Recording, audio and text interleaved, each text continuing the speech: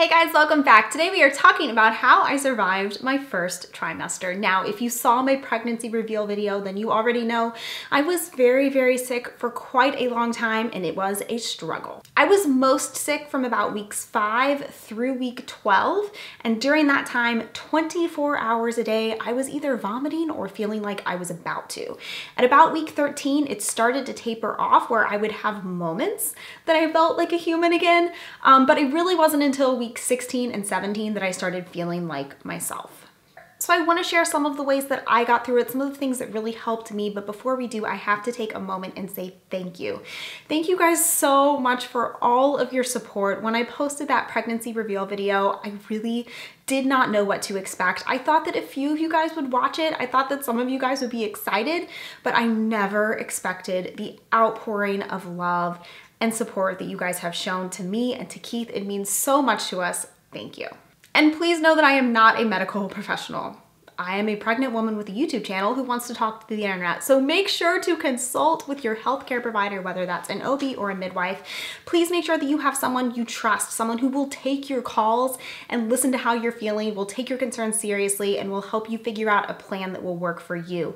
There was a point for me where I had to go on medication. I think it was when I realized I was throwing up 4 times a day that it was not sustainable. I could not go on like that, and the medicine made all of the difference. So if you end up needing more medical interventions, please know that there's absolutely nothing wrong with that. Make sure you have a support system there to help you. I know that as women, we are encouraged to kind of keep this news private until we reach our second trimester because the risk of pregnancy loss is real and it is a devastating thing. And we did not start sharing this news with the world at large until my second trimester, but I still think it's important to have some people in your life that you trust, that you rely on, who are there for you. And I know that I could not have made it without my family, without Keith, without a few really close friends who rallied around us and supported us and helped us get through this difficult time. So I do want to get into a few things about what I found helpful during my first trimester, but another reason I wanted to make this video is because you guys have the best ideas, you guys give me the best advice, and please, if you've been through this, leave your tips and tricks for what helped you down in the comments because I think that will be an invaluable resource for expecting moms. Let's talk about eating and drinking because this was probably the hardest thing for me, just feeling so nauseated that even the thought of food made my stomach turn. It started out for me as just extreme nausea and then slowly developed into the vomiting, which was lovely, let me tell you. But the one thing that helped me with food was just eating anything I wanted to whenever I wanted to eat it.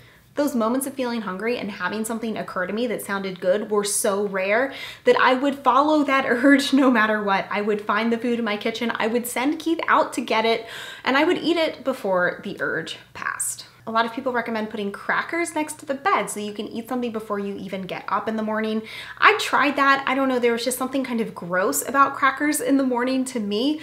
What worked better for me was Keith. Now, you don't all have a Keith, but I'm hoping that you have a supportive partner in your life. And as soon as I woke up, I would kind of nudge Keith next to me in bed. I would say something like, "Get me breakfast." He would leap out of bed. He would pull something together for me to eat, and he would have it ready for me on the table so that as soon as I stood up, I could walk to the table and start eating. But what was even harder for me than eating was drinking and trying to stay hydrated.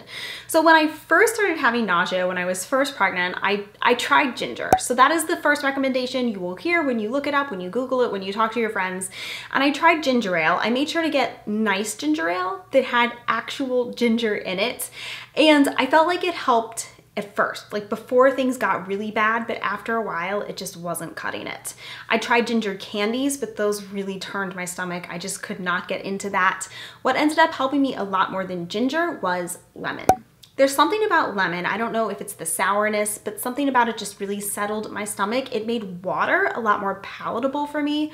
So there were weeks when all I would drink were glasses of ice water, lots and lots of ice. It had to be really cold with lemon juice in it. And it's a small thing, but straws were essential. I don't know why. I don't know what it is about drinking from a glass versus drinking like out of the straw that I felt like I was able to get more fluids in. So ice cold water with lemon and a straw was key. I wasn't a big fan of lemonade. I don't know, for some reason, I think maybe it was just too much sugar for me, but I did start eating lemon popsicles. Keith picked these up for me. I'm sure any lemon pop would do, but something about like the iciness, the cold, the lemon, they're a little bit sweet. I felt like these really helped as well. And then I have 2 other recommendations for getting fluids. These were both things that my sister suggested to me, which is funny because my sister doesn't have any kids, but she was right. These 2 things helped. The first is coconut water. Now, I am not a huge fan of coconut water in general. I think it's like the thickness of it. I don't know, the consistency is a little bit weird, but this is where the ice and the straw came in again. So really cold coconut water. I liked it because it has electrolytes in it. It has more nutrients in it. I just felt like I was getting a little bit more out of it. So I would try to drink like a little small container of that each day. They make a bunch of different flavors. I did like the ones that had lemonade in it, but I kind of would have a variety. And then the other thing my sister got me was tea. So you guys know I love tea. Tea is a very important part of my life, but when I was so sick, I couldn't touch it. I could not drink tea. It was terrible. But my sister picked this up for me. It is a set of Birds and Bees tea. And what this is it is loose leaf tea that is all intended specifically for pregnancy.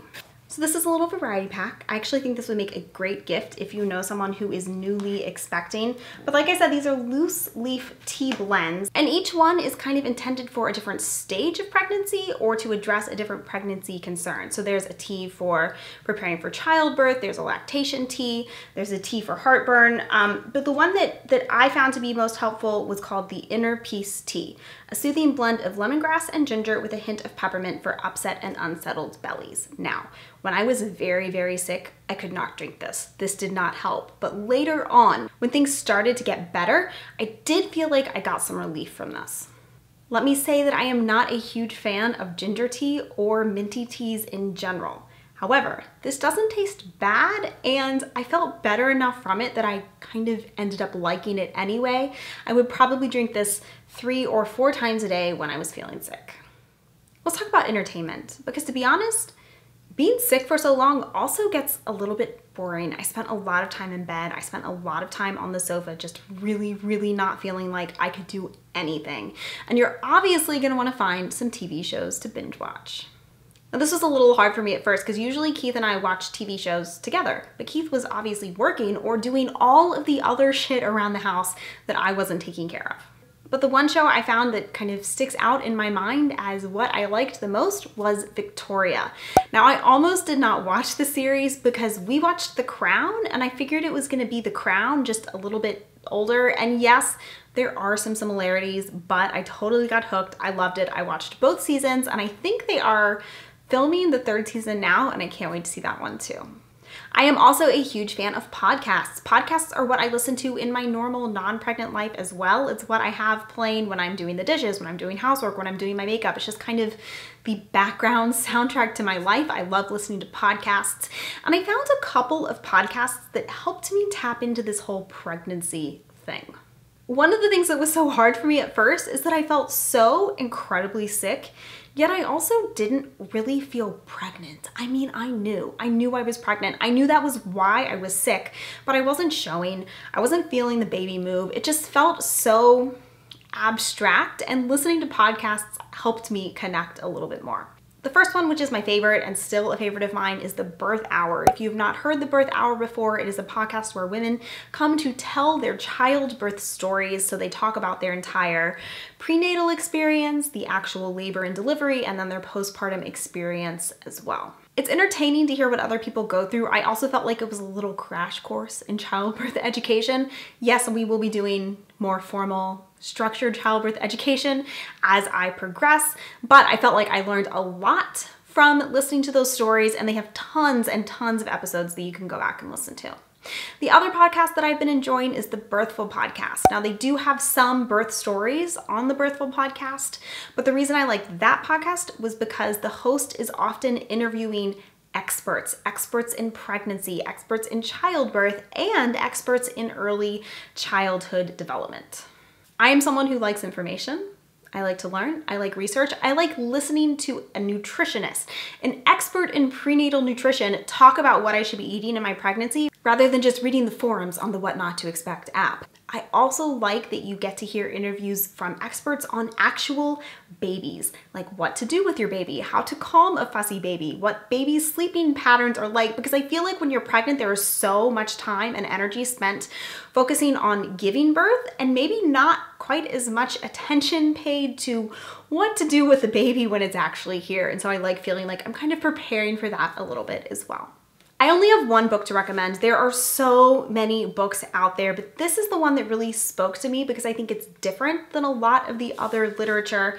And this is Expecting Better by Emily Oster. Now, Emily Oster is not a medical professional. She is not a doctor. She's actually an economist. And what inspired her to write this book is that when she was pregnant, she was hearing all of these recommendations about what to eat, what not to eat, what to do, what not to do, but nobody was giving her the information of why. Nobody was telling her what the research was showing or what the clinical studies actually showed, like what the actual results of these things were. And so she decided to use her training as an economist to comb through all of the literature, to go through the clinical studies, to really find the data, the scientific information, the things that we know about pregnancy and childbirth, so that we can give that information to women. By giving women vague recommendations and not really telling them what's behind it, power is taken away from women. And I think the purpose of this book is to give you that power back, to say that when women are informed, they can make the right decisions for them and for their babies. So she doesn't make recommendations of what you should do in this book. She merely presents all the information. She talks about her own personal experience and what she decided to do, but really gives you the information you need to make decisions for yourself. So this is just a few ways that I got through a very difficult first trimester. If you are currently going through this, my heart goes out to you. I feel for you. Please know that it does get better. There were weeks where I thought that I was gonna feel like this for the rest of my life. I mean, that is honestly how it felt, but just know that it does eventually end. Please let me know if there's other pregnancy related content you would like to see on this channel. I would like to do kind of a similar update when I get through my second trimester to tell you about some of the things that are helping me now. I'm currently about 20 weeks, things like maternity clothes, exercise, all of those things. Let me know if you'd be interested in that. But we will be back soon to talk about cheap makeup as usual, and I will see you guys then. Bye.